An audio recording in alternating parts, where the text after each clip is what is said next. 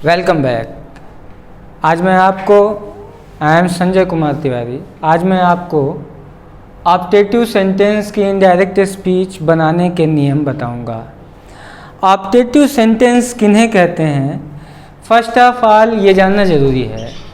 Optative sentence उन वाक्यों को कहते हैं जिन वाक्यों में हम किसी को आशीर्वाद देते हैं या श्राप देते हैं या किसी के लिए शुभकामना व्यक्त करते हैं या किसी से अलविदा होते हैं।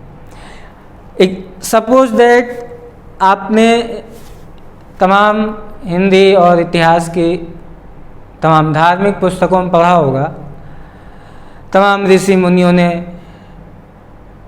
कई लोगों को आशीर्वाद दिया, तो ऋषि मुनियों ने कभी किसी को श्राप भी दिया।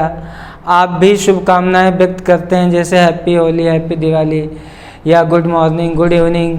तो इस तरह से, या कभी नाराज़ होने पे बद्दुआ देते हैं, श्राप देते हैं। तो इस तरह के भाव जिन वाक्यों में व्यक्त होते हैं वो वाक्य ऑप्टेटिव सेंटेंस कहलाते हैं।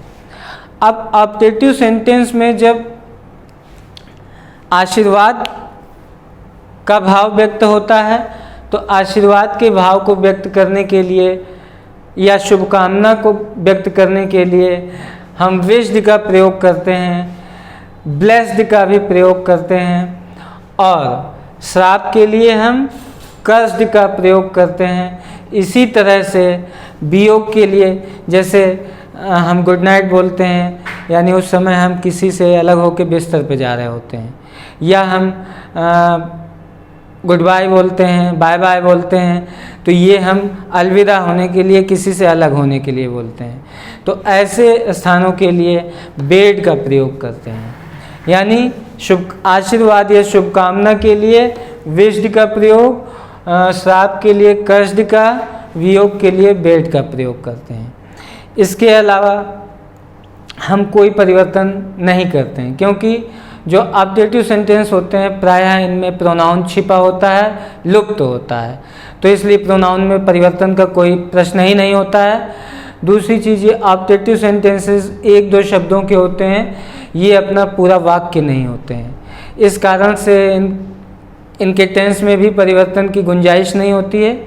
तो बाकी के स्ट्रक्चर को हम ज्यों करते हैं लिख देते हैं, केवल कामा और डबल इन्वर्टेड कामा जो रिपोर्टेड पार्ट के ऊपर लगा होता है उसको हटा देते हैं।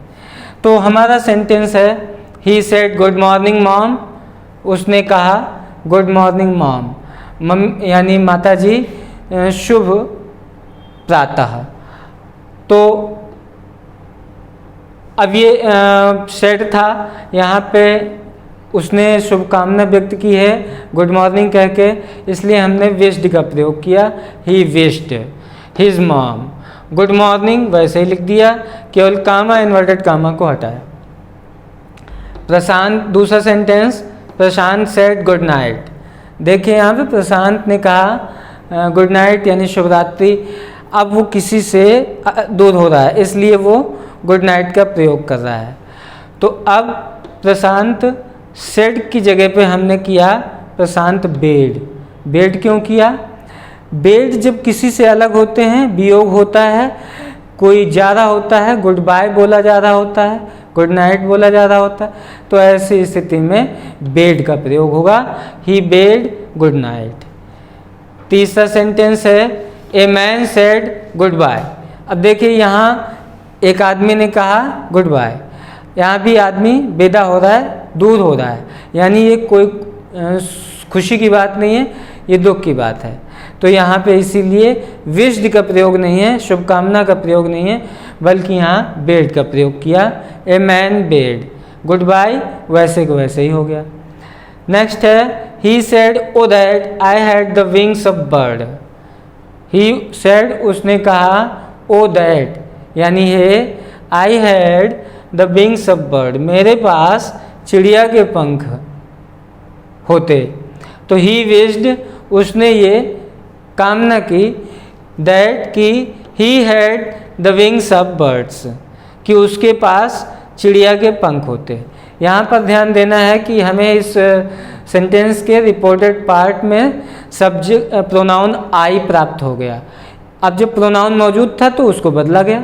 यदि प्रोनाउन नहीं मौजूद है, जैसे good morning, good evening, goodbye, good night वगैरह वगैरह में अगर प्रोनाउन नहीं मौजूद है तो प्रोनाउन चेंज नहीं होगा। यदि प्रोनाउन रिपोर्टेड पार्ट में है तो चेंज किया जाएगा। दूसरी चीज़, इस तरह से ऑप्टेटिव सेंटेंस को हम इनडायरेक्ट स्पीच में कन्वर्ट करते हैं। थैंक्स। नेक्स्ट वीडियो में सिंथेसिस शुरू करेंगे।